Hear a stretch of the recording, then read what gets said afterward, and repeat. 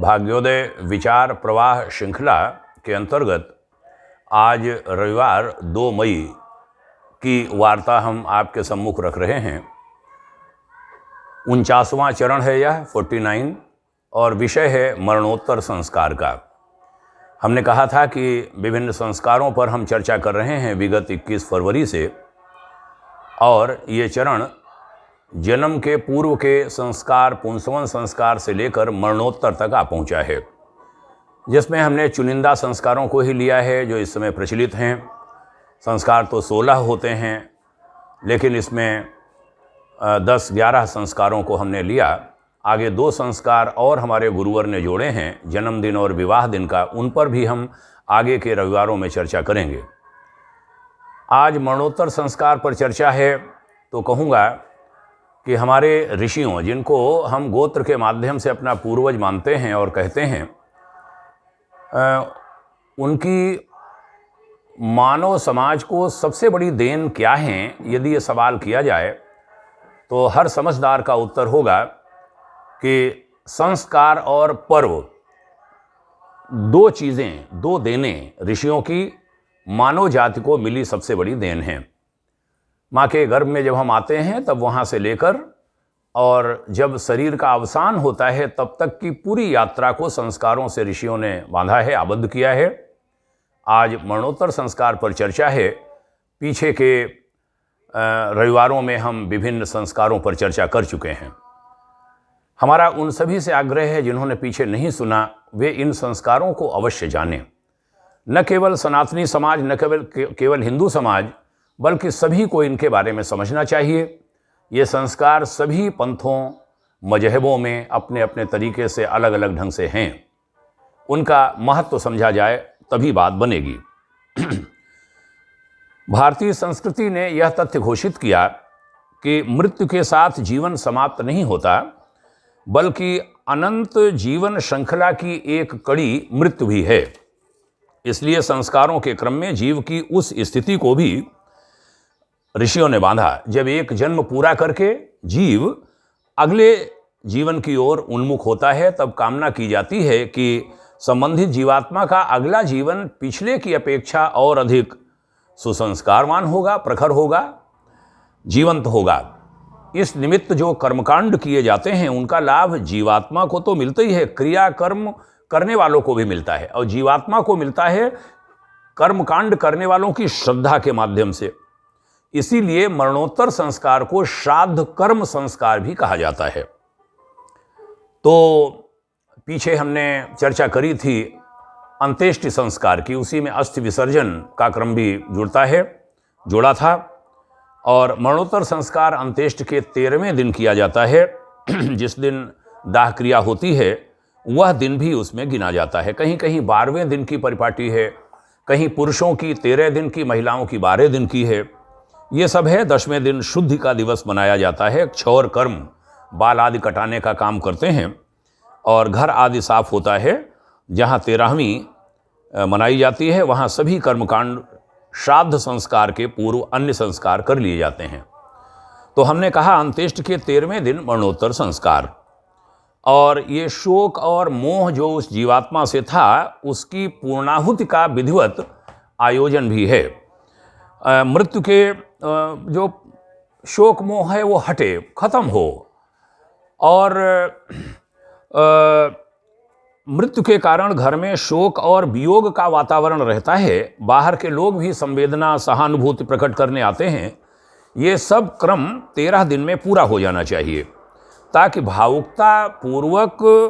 भावुकतावश जो शोक का वातावरण है वो लंबी अवधि तक न खींचता चला जाए। यह भी एक भाव है, कारण है।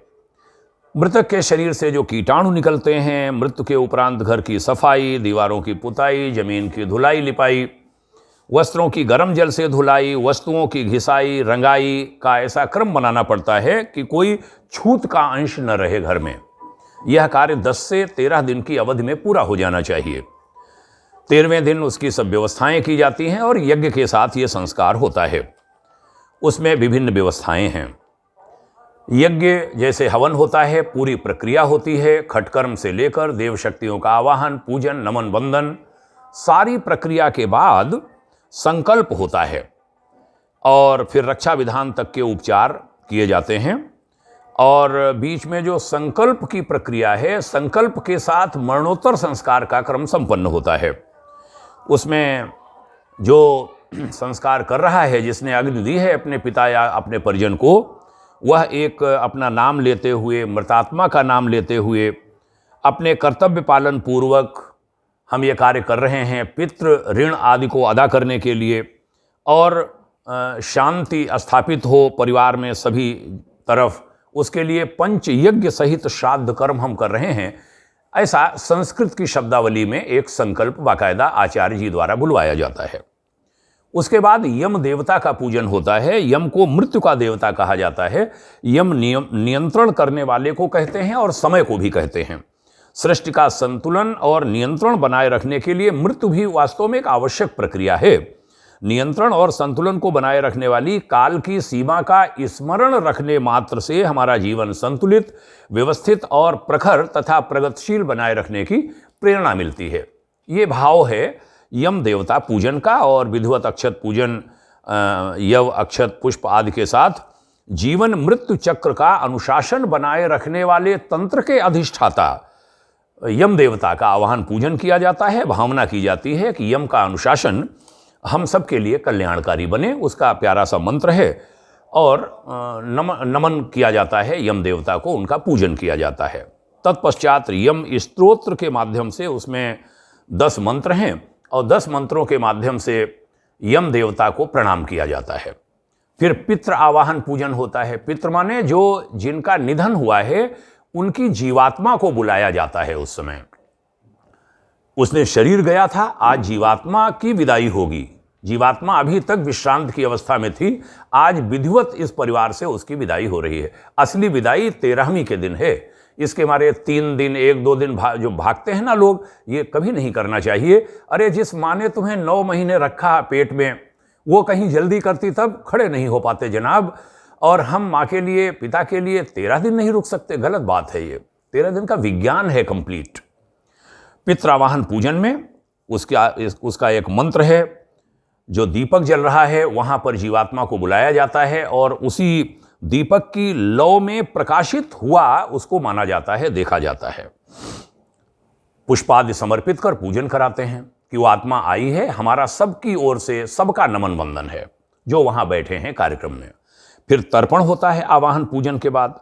तर्पण में पूरी प्रक्रिया, जल में दूध, जौ, चावल, चंदन आदि डालकर स्वर्गस्थ आत्माओं की तृप्ति किसी खाने पीने की वस्तु से नहीं होती। यह मालूम है क्योंकि स्थूल शरीर के लिए ही भौतिक उपकरणों की आवश्यकता होती है। मरने के बाद स्थूल शरीर समाप्त होकर केवल सूक्ष्म शरीर रह जाता है। स्थूल माने जो ये दिखता है, सूक्ष्म माने जो दिखता नहीं है, लेकिन शरीर वो भी होता है। स्थूल शरीर को भूख, प्यास, सर्दी, गर्मी की जरूरत नहीं रह जाती। उसकी तृप्ति का विषय कोई खाद्य पदार्थ या हाड़ मांस वाले शरीर के लिए जो उपयुक्त चीज़ें हैं वो नहीं रह जाती, बल्कि उसमें जो हमारी श्रद्धा है अंतःकरण की, वो प्रधान है वहाँ। उससे उनको शांति मिलती है।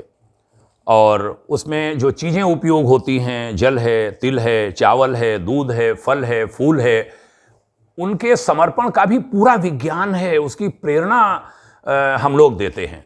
हमने कई जगहों पर यह संस्कार कराया है, इसके मारे हमें इसका विज्ञान मालूम है। यहाँ कम शब्दों में बात करनी है, इसके मारे वो विस्तार में हम नहीं ले रहे हैं। बहुत प्रेरणादायी प्रक्रिया होती है। और तर्पण में देव तर्पण, ऋषि तर्पण, दिव्य मानव तर्पण, दिव्य पितृ तर्पण, यम तर्पण, मनुष्य पितृ तर्पण, ये 6 प्रकार के तर्पण होते हैं। माने जिनका निधन हुआ है उनको तो तर्पण किया ही जा रहा है, उनके अलावा भी सभी को किया जाता है।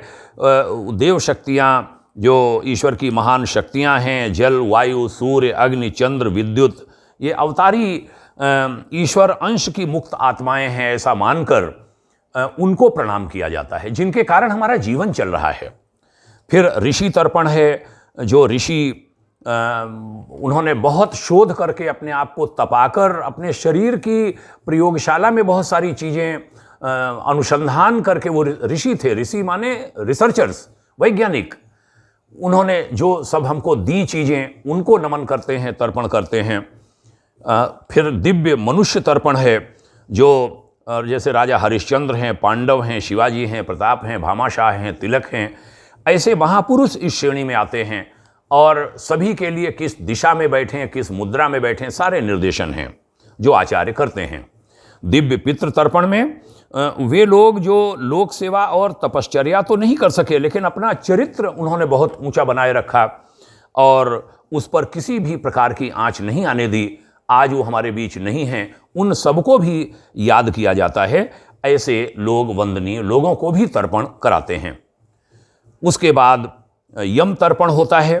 यम तर्पण यम नियंत्रण कर्ता शक्ति को कहते हैं। तो यम देवता के लिए वो तर्पण यम देवता को भी संतुष्ट करते हैं। फिर मनुष्य पितृ तर्पण है, जिसमें अपने पिता, बाबा, परबाबा, माता, दादी, परदादी, उधर मातृपक्ष के नाना परनाना, बूढ़े परनाना, नानी परनानी, बूढ़ी परनानी, ये सब। फिर जो भी नहीं हैं आज के इसमें पत्नी, पुत्र, पुत्री, चाचा, ताऊ, मामा, भाई, बुआ, मौसी, बहन, सास, ससुर, गुरु, गुरु पत्नी, शिष्य, मित्र, ये सब 3 वंशावलियों के तर्पण के लिए पूरी एक प्रक्रिया है। बहुत सुंदर उसकी विधि है। उसमें ही उनका भी होता है, जिनका निधन हुआ है उनको भी इसी में तर्पण किया जाता है। फिर द्वितीय गोत्र तर्पण है, जो नाना आदि का भी हमने कहा। फिर इतर तर्पण है, जिसमें इतर तर्पण में उन लोगों को जो ऐसे लोग जो ये चाचा और आदि, मामा आदि, जो इनके बारे में कहा, ये 3 भागों में इसको बांटा गया है।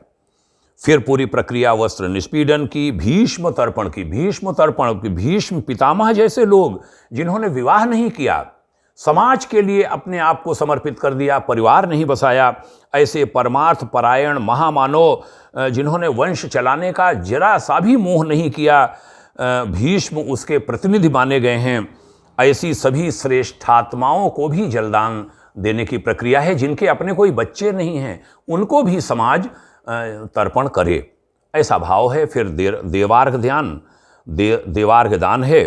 नमस्कार, सूर्योपस्थान, मुख मार्जन, स्वतर्पण, ब्रह्म यज्ञ, देव यज्ञ, पितृ यज्ञ, पिंड समर्पण प्रार्थना, पिंड दान, ये सारी प्रक्रियाएं फिर इसमें आगे होती हैं। उसकी बहुत सुंदर प्रेरणाएं हैं। फिर भूत यज्ञ, पंच बलि दी जाती है। उसमें गाय के लिए, कुत्ता के लिए यानी कुक्कुर के लिए, काक बलि, कौए के लिए, देवादि बलि, देवत्व संवर्धक शक्तियों के लिए, पिपीलिकादि बलि, श्रमनिष्ठा और सामूहिक चींटियों के निमित्त। तो इसमें गौ माता को, कुक्कुर माने कुत्ते को, श्वान को, काक माने कौए को, देवादि बलि में बच्चियों को, छोटी बच्चियों को, कन्याएं जो हैं वो देवत्व की प्रतीक हैं, पूजा के योग्य हैं, उनके लिए निकाला जाता है। और चींटियों के लिए भी। ये सब उन्हीं 5 को वो चीज़ें जो निकाली जाती हैं वो बाद में खिला दी जाती हैं। खाने की चीज़ें वो होती हैं, बाकायदा पूजन करके। फिर मनुष्य यज्ञ श्राद्ध संकल्प होता है और उसमें दान का विधान है। दान के विधान में आमतौर पर दान किसी ब्राह्मण को कर दिया जाए, आचार्य को कर दिया जाए, यही भाव उसमें सब रखते हैं आमतौर पर। लेकिन उसकी मूल प्रेरणा है ब्राह्मण को दिया जाए, आचार्य को, बहुत अच्छी बात है। लेकिन दिवंगत आत्मा ने उत्तराधिकार में जो छोड़ा है उसका एक अंश समाज के काम में लगाया जाए, उनके पुत्र पुत्रियों परिवार के द्वारा, ये भाव उसमें है और बड़ा सुंदर सा भाव है। और ब्राह्मण को क्यों दिया जाता है उसके बारे में हमारे गुरुदेव पूज्यवर आचार्य श्री राम शर्मा जी ने, जिनकी ही लिखी बातों को हमने आपको बताने का प्रयास किया है, उनके द्वारा कही बातों को उन्होंने बहुत बढ़िया बात समझाई थी कि प्राचीन काल में ब्राह्मण का व्यक्तित्व एक समग्र संस्था का प्रतिरूप हुआ करता था। उन्हें जो दिया जाता था उसमें से न्यूनतम निर्वाह लेकर वे शेष को समाज की सत्प्रवृत्तियों में खर्च कर दिया करते थे। अपना निर्वाह भी इसीलिए लेते थे कि उन्हें निरंतर परमार्थ प्रयोजनों में लगा रहना पड़ता था। इसलिए ब्राह्मण को देने की परिपाटी है। बड़े बड़े भोजन, मृतक भोज, मृत्यु भोज कहना चाहिए, मृत्यु भोज, इस सब को भी अच्छा हमारे गुरुदेव ने नहीं बताया और ये बात अच्छी है भी नहीं। किसी जवान मृत्यु पर लोग बैठ के भोजन करें, हजारों लोग, अच्छा नहीं लगता। बड़े बुजुर्गों, शतायु जो हो गए, वहाँ तो चलो एक बार कहा जा सकता है, लेकिन इसको कन्या भोजन, गरीबों को भोजन, अनाथालय में जाकर के भोजन, ऐसी परंपराएं भी समाज को डालनी चाहिए और प्रतीक रूप में कुछ प्रक्रिया है उसको कर लिया जाना चाहिए। उसके बाद में अंत में संकल्प किया जाता है कि हम अमुक व्यक्ति फला मृतात्मा के लिए, उनकी शांति सद्गति के निमित्त, लोकोपयोगी कार्यों के लिए ये हम धन दान, कन्या भोजन श्रद्धापूर्वक संकल्प लेते हैं और ये करा रहे हैं। ऐसे करके वो पूजा वेदी पर समर्पित कर दिया जाता है। फिर पंचबली पूरी होने के बाद अग्नि स्थापना करके यज्ञ कुंड में अग्नि स्थापन, फिर गायत्री यज्ञ, अन्य विभिन्न मंत्रों से यज्ञ, और फिर 3 विशेष आहुतियाँ भगवान यम देवता को दी जाती हैं, जिसमें कहा जाता है कि ओम सूर्य पुत्राय विद्महे महाकालाय धीमहि तन्नो यमः प्रचोदयात् स्वाहा इदम यमाय इदम न मम।